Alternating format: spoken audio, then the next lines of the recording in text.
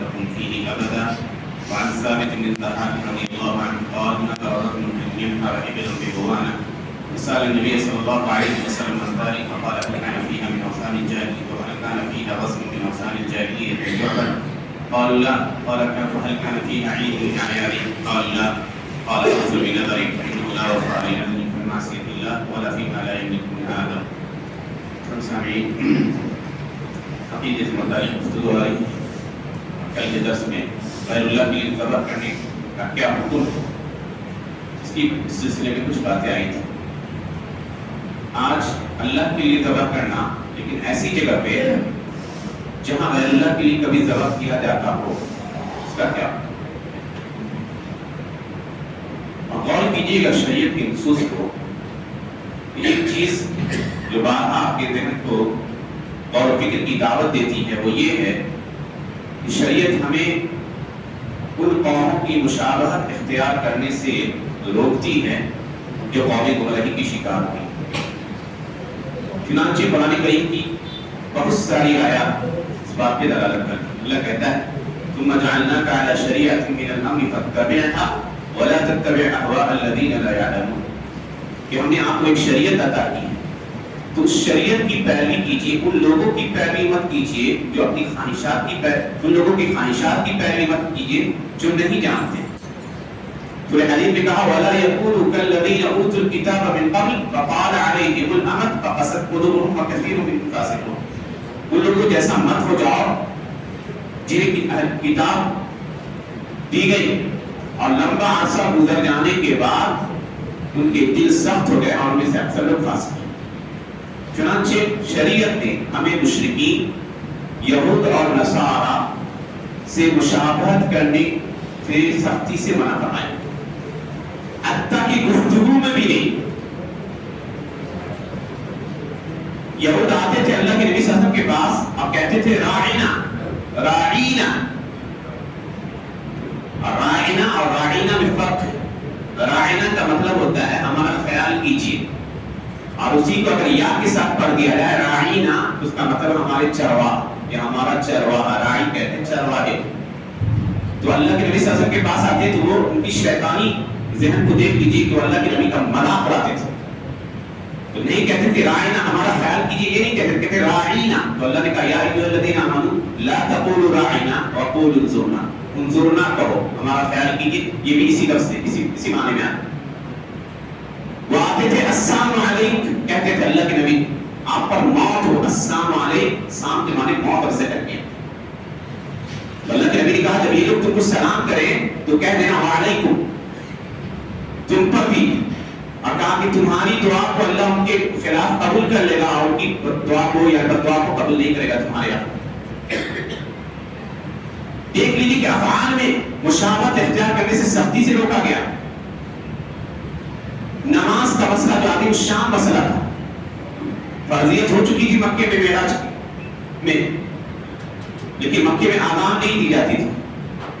مسلمان دارالارقم میں اکٹھے ہو کے نماز پڑھ لیا کرتے تھے یا کہیں پر اکٹھے، کیونکہ اس وقت کمزور تھے. مدینے میں آئے بہت غمزدہ تھے اللہ کے نبی صلی اللہ علیہ وسلم کی کیسے کوئی ایک طریقہ ہو جس کے ذریعے ہم مسلمانوں کو نماز کے وقت کی خبر دے سکیں. مشورہ ہوا صحابہ کے بیچ. بعض صحابہ نے کہا کہ اللہ کے نبی ایک بڑا سا جھنڈا ہم گاڑ دیا کریں گے ہر نماز کے وقت، لوگ دیکھیں گے تو ایک دوسرے کو خبر کر دیں گے. اللہ کے نبی نے پسند نہیں کیا. کچھ لوگوں نے کہا کہ اللہ کے نبی یہود کیا ہے ایک سنگ بجاتے ہیں تو ہم بھی رکھ لیتے ہیں ویسے ہی. اللہ کے نبی نے کہا نہیں. کہا یہ نصارہ جو ہے آواز لگا کے ناقوس لکڑی ہوتی ہے اس پہ وہ مارتے رہتے ہیں جیسے آوازیں آتی. عیسائی ہو گیا. کہا نہیں. پھر بھی معاملہ کلیئر نہیں ہوا. عبداللہ بن زید رضی اللہ عنہ اللہ کے نبی کی اس خواہش کو جب انہوں نے دیکھا کہ اللہ کے نبی غمزدہ ہے اور کوئی فیصلہ نہیں ہو پایا تو ان کا بیان ہے ان کے چچا بھائی ابو عمیر کا کہ وہ اس غم میں لوٹے اپنے گھر اور جب رات میں سوئے تو اللہ نے انہیں خواب میں انہیں اذان کی کیفیت کا وہ دکھایا گیا. آنے والا ان کے خواب میں آیا اور اس نے اذان کی ان کلمات کو کہا. صبح ہوئی تو دوڑے اللہ کے نبی صلی اللہ علیہ وسلم کے پاس آئے. کہا اللہ کے نبی ایسے ایسے خواب دیکھا ہے. تو اللہ کے نبی نے کہا انہا لرؤیا، یہ سچا خواب ہے. تو بلال کے پاس جاؤ اور بلال کو سکھاؤ یہ کلمات کیونکہ وہ تم سے زیادہ بلند آواز والے. حضرت عمر سوئے گھر میں جیسے ہی آواز سنی اپنے کپڑوں کو گھسیٹتے ہوئے نکلے اور کہا اللہ کی قسم، اللہ کے نبی جیسے کہ عبداللہ نے دیکھا میں نے بھی دیکھا، تو کہا الحمدللہ۔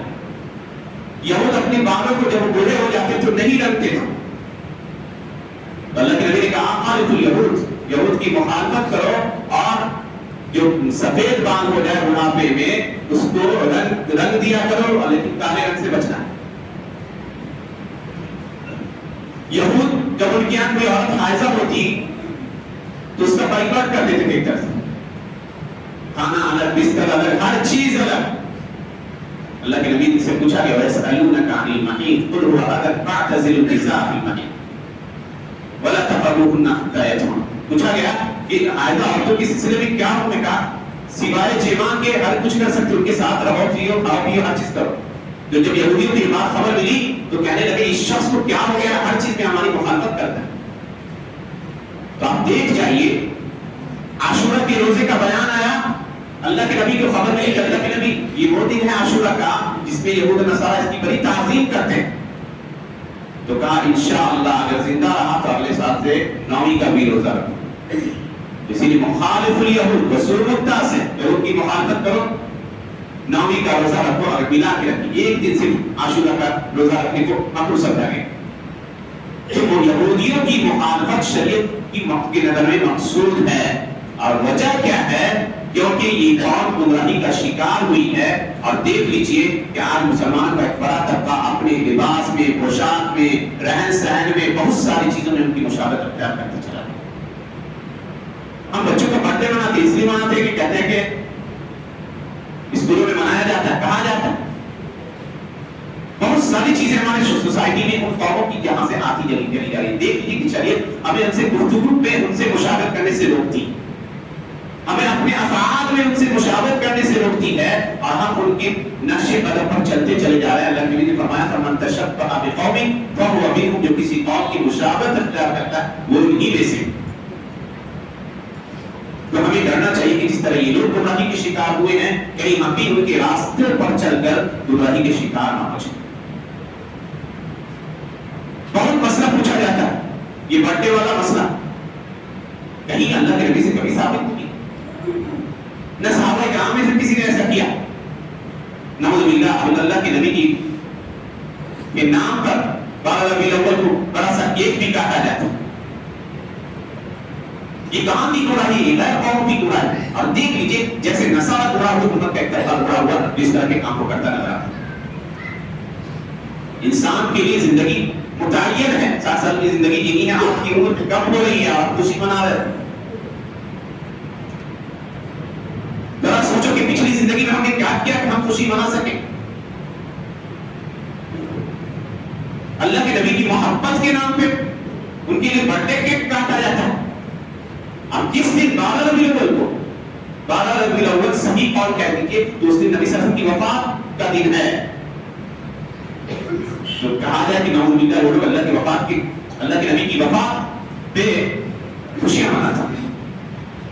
تاریخ پیدائش یا کہہ دیجیے تاریخ پیدائش میں اکثر علماء جو صحیح ترین قول، اکثر مورخین کے نزدیک تو 9 ربیع الاول۔